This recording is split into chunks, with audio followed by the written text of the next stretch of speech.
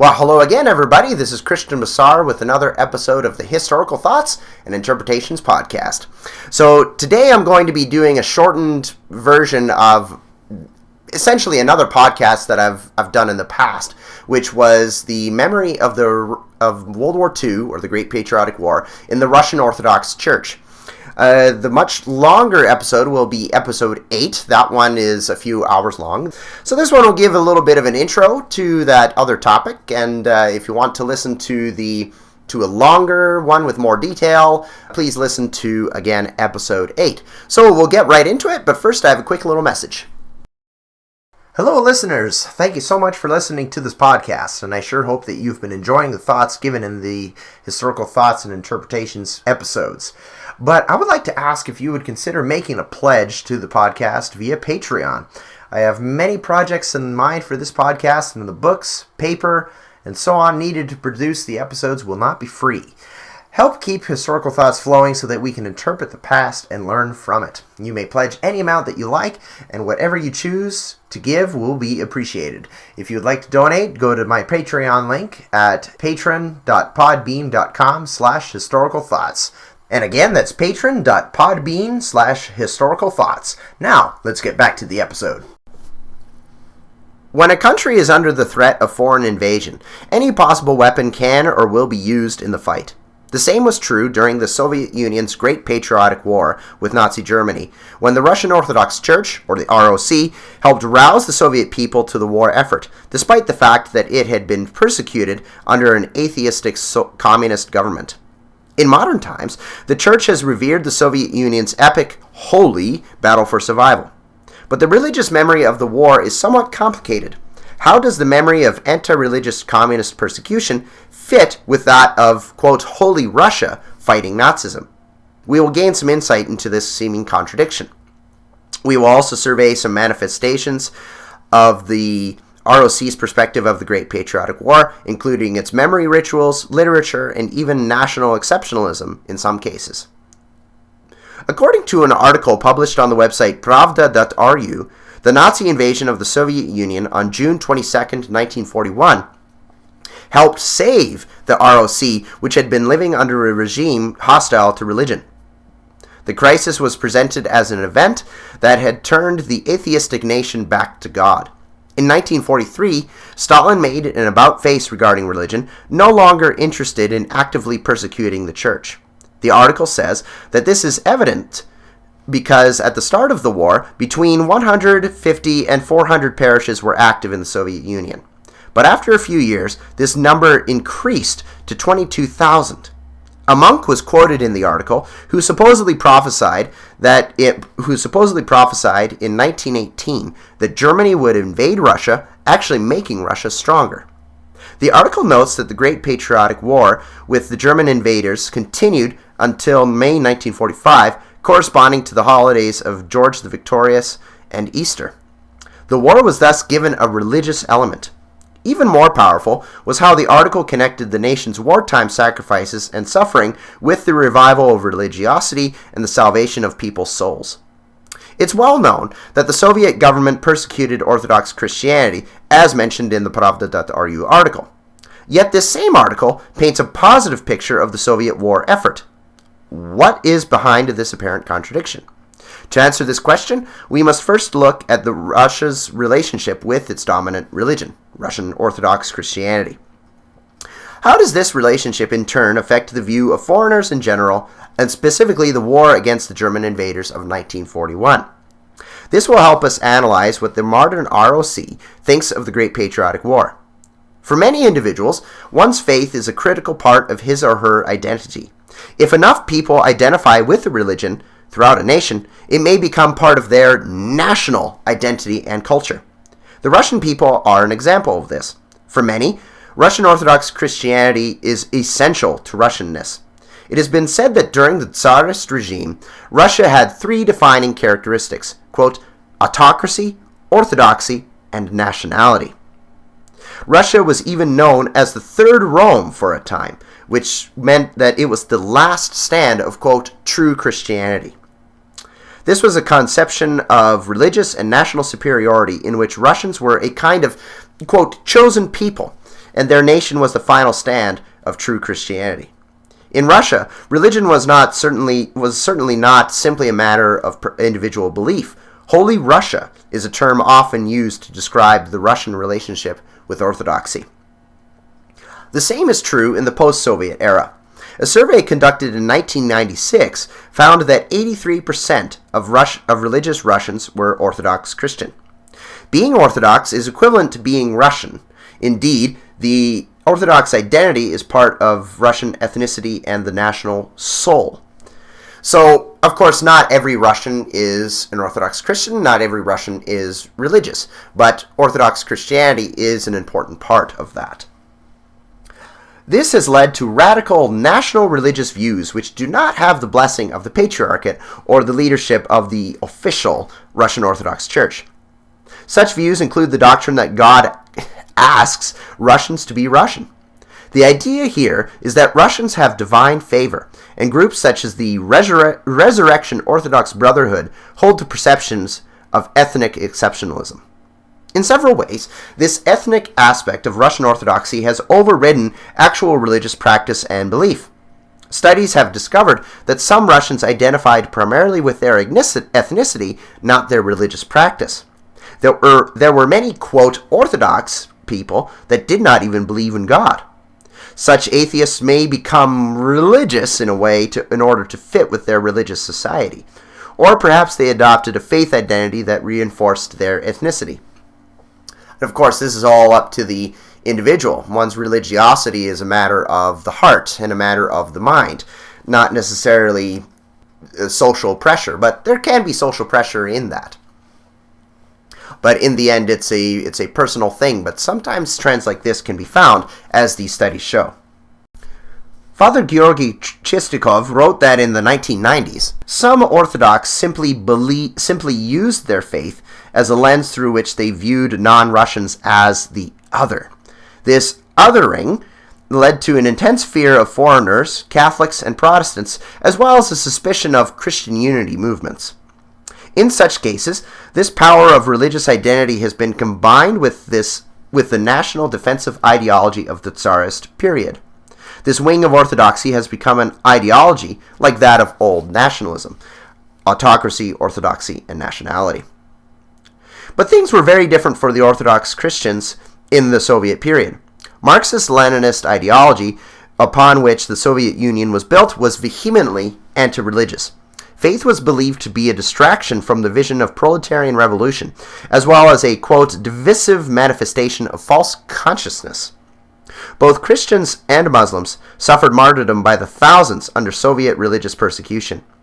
Russian Orthodox monasteries were closed, and many church buildings were destroyed or, quote, repurposed to serve the needs of the Communist Party. Coercive pressure was placed on priests and on parents who had had their children baptized. Religion was an anti-Soviet activity that the government mercilessly attempted to extinguish. So how did this affect the Soviet Union during World War II? One might think that Orthodox Christians would rejoice at the German invasion. One might imagine Christians across the USSR singing, "Hallelujah! Our godless Soviet oppressors will finally be destroyed." Yet this was not the reality in many cases. Of course, there were Russian, Ukrainian, and other groups or peoples and individuals that helped the Nazis, of course. But this is not the whole reality. The patriarchal locum tenens, or a temporary or interim leader of the Russian Church, Metropolitan Sergei Stragorodsky, wrote a rousing letter on June 22, 1941, which was the very day of the German attack. And this letter was called the Message to the Pastors and Flock of Christ's Orthodox Church. And in this message, he wrote about the, quote, Antichrist essence of fascism. He called for the defense of the Soviet Union against the, quote, wretched offspring of the enemies of Orthodox Christianity. Why would Orthodox Christians fight for the state that had brutally oppressed them before the war? It must be remembered that Russia was culturally and historically Orthodox Christian, despite the present Soviet atheist reality. Kievan Rus, which is considered Russia's ancient predecessor, had converted to Eastern Christianity or Orthodox Christianity in 988. The Soviet Union was only a few decades old by the start of the Great Patriotic War. According to some, this fact had forced Stalin to tone down Soviet anti-religious rhetoric. In 1943, restrictions on religion were eased, and the Moscow Patriarchate was recreated. This also served to reunite Orthodox Christianity. It allowed the Muscovite religious organization to resume its dominant role in the faith at the expense of the revisionist church, which was a pro-Soviet faction whose origins went all the way back to the revolution of 1905. The war with Germany was thus a period of restoration for the ROC. In October 1941, well before the 1943 resurrection of the Patriarchate, Metropolitan Sergei held a meeting with clergymen. He conducted ordinations, and they discussed the restoration of religious life. It's quite ironic that Stalin might become the church's earthly restorer in 1943, officially ending the persecution. But under the new paradigm of church-state cooperation, there were significant efforts to strengthen the Russian Orthodox Church organization. For example, Stalin gave the church its own bank accounts, which it used to make donations for the war effort. As a former persecutor of the church, Stalin would certainly have been viewed as an enemy of God. Yet others have held the opposite view, including a modern Orthodox priest named Dmitry Dudko. Dudko wanted Stalin's image to be rehabilitated, for in his view, Stalin appeared to be an atheist, but he was actually a Christian. The restoration of the Moscow Patriarchate would fit with this narrative. Another religious account, written in 2006, mentions how Stalin helped the ROC, but fails to discuss his battle against faith before the German invasion. Katya Richters notes that in 2006, during the Patriarchate of Alexei II, Stalin's atheism was in fact ignored. In such literature, Stalin helped the church and was an effective military commander. The work of Kathy Rousselet should be mentioned here, for it explains how the painful legacy of atheistic communism is molded with the ROC's memory of the war against Hitler as a holy struggle. After the Glasnost, or openness period of the 1980s, society was able to delve into Stalin's oppression against religion, and now the church could conduct research on and publish books about this topic. Churches on Spilled Blood became sites that memorialized the victims of communistic atheism, and these churches allowed religious services to be held for them. The anti-religious Soviet Union thus became, in memory, a sort of martyr nation, but it was also Holy Russia that fought atheism in the 1940s. Rousselet suggested that the martyrs became examples for modern Orthodox Christians. She argues that this religious memorialization of the Stalinist period makes the martyrs like the heroes of the Great Patriotic War. The martyrs died for the sake of Orthodox Holy Russia and not the atheistic Soviet Union.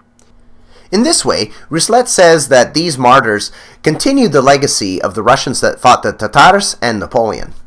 They fought, so to speak, for the same national idea as the Soviet Union soldiers. Patriotism was certainly a factor in the ROC during the Great Patriotic War. And so we've looked at some of Metropolitan Sergei's letter of June 22nd, 1941. It was hardly a lackluster response to the invasion. As Dmitry Pospilovsky has said, the church leader wrote this letter on the first day of the war, while Stalin hid from the public for 10 days. At the war's beginning, Sergei the churchman showed more initiative and resolve than Stalin. A new, modern version of the Third Rome could be seen in which the Soviet nation was sacred, and religion was only too glad to help stoke the fires of patriotism. Patriotism can appeal to almost anyone, whether or not they are religious. This national fervor was evident within the body of believers at the time.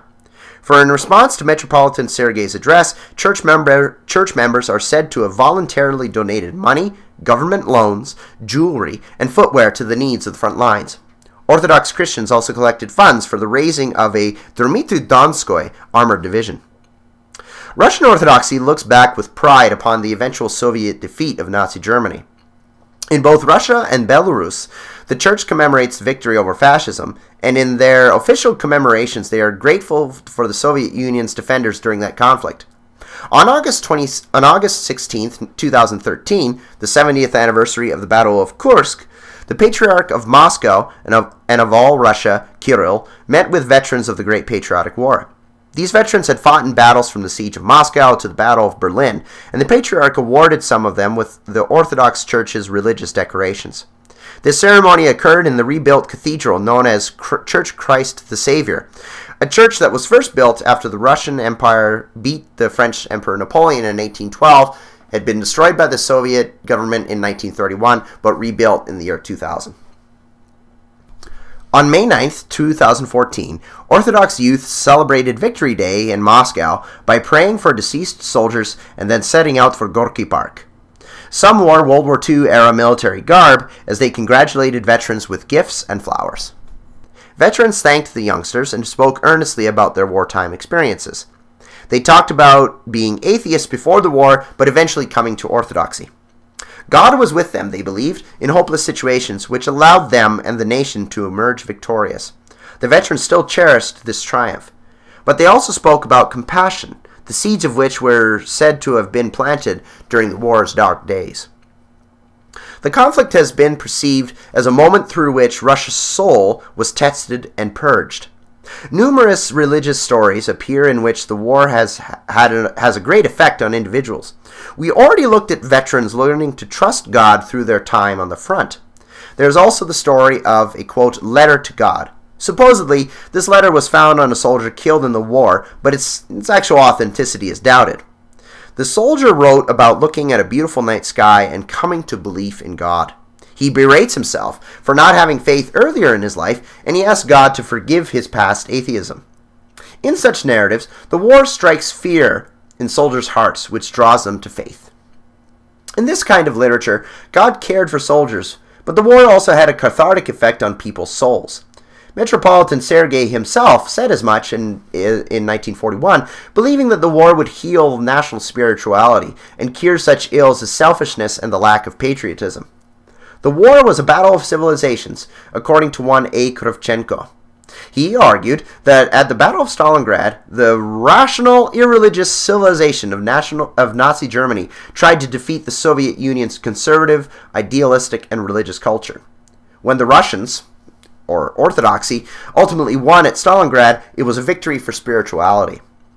The Department for Relations with the Armed Forces and Law Enforcement Agencies, also known as Drafli, is an important propagator of this religious narrative about the Great Patriotic War. The ROC created this organization in July 1995 as part of the Church's role in Russian society. Drafli's purpose, as defined in 1996, is to serve soldiers' spiritual needs, establish places of worship for the military, and educate soldiers to become better Christians and patriots.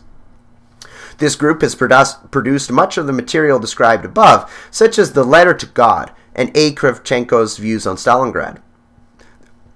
There was also Drafli's director, Father Dmitry Smirnov. In 2003, Father Smirnov spoke of soldier sacrifices during the World War II in the light of Jesus Christ's words, "No one has greater love than this, to lay down one's life for his friends." And you can find the original words of Jesus Christ in John 15:13 in the Bible. Smirnov took the word friends here to mean fellow citizens, equating patriotic sacrifice with Christ's commands for Christians to love and perhaps even die for each other. In 1941, Metropolitan Sergei himself quoted this passage of Scripture in reference to any soldier or other patriot who would suffer the ultimate sacrifice for the country's safety. And one can certainly comment, I should comment here, that one can certainly look at Jesus' words in looking to Jesus Christ himself.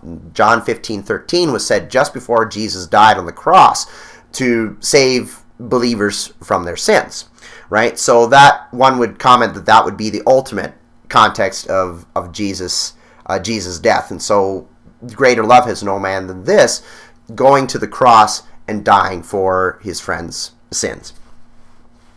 So continuing on with the episode, I believe it's worthwhile to briefly discuss the memory of the war and political legitimacy. So we've talked a bit about how the church views the war, and now let's look a bit about how the memory of the war affects the Russian government.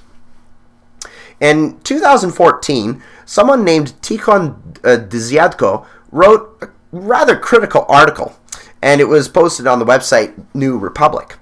And in this article, Tikhon Diazko suggested that a common historical memory is Russia's only suitable unifier, since Russia is a large country with multiple languages, and Russia also has multiple ethnicities.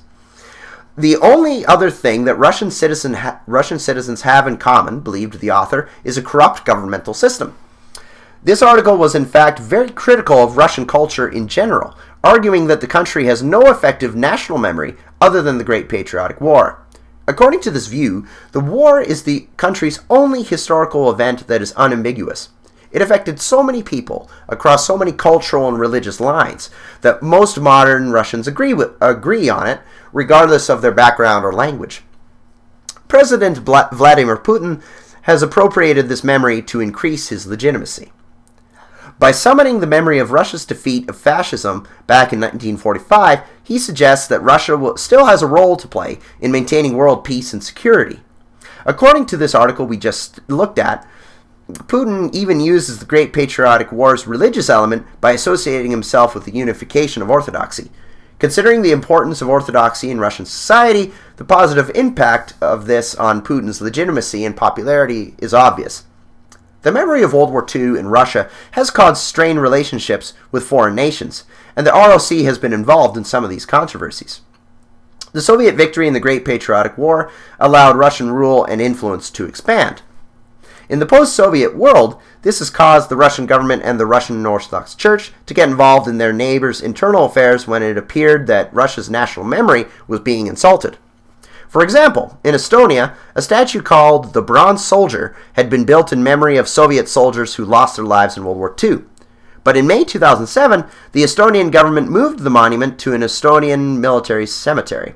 Vladimir Putin's government condemned the action, but Alexei II, then Patriarch of the ROC, also got political by agreeing with the Russian state, calling the Estonian government's move sacrilegious disregard of wartime sacrifice. This sacrifice, he argued, was part of the Soviet heritage which both Russians and Estonians shared. He believed the incident surrounding the Bronze Soldier indicated that fascism was again rearing its ugly head. The Patriarch also suggested that the Estonian government wanted to insult Russians. In saying this, Alexei repeated the xenophobic views of some nationalistic Orthodox Russians. It is important to realize that in Russia, the church and state do not always see eye to eye. For example, though Alexei II supported the Russian government's view in the case of the Bronze Soldier, he did not want his church to become an agent of the state. But Katya Richters reminds us that the government and the Russian church might take similar actions because they both want to preserve the memory of times when Russia was a great power under the Soviet Union. This includes the memory of World War II. The religious character of the war is an undeniable part of this memory, as we have seen in the writings of the Drawflee organization, religious nationalism, the ROC's commemoration of veterans, and the Patriarch's involvement in foreign controversy over a monument.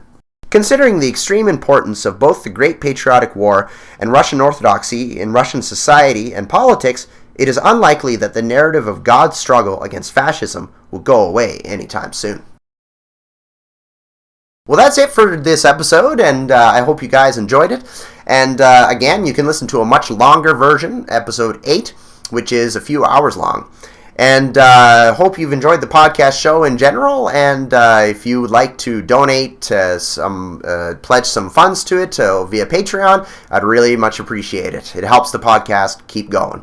And thanks again for listening, and have a great day.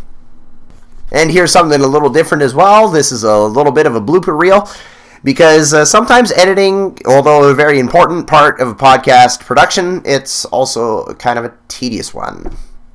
This sacrifice, he argued, was part of the Soviet heritage This sacrifice, he argued,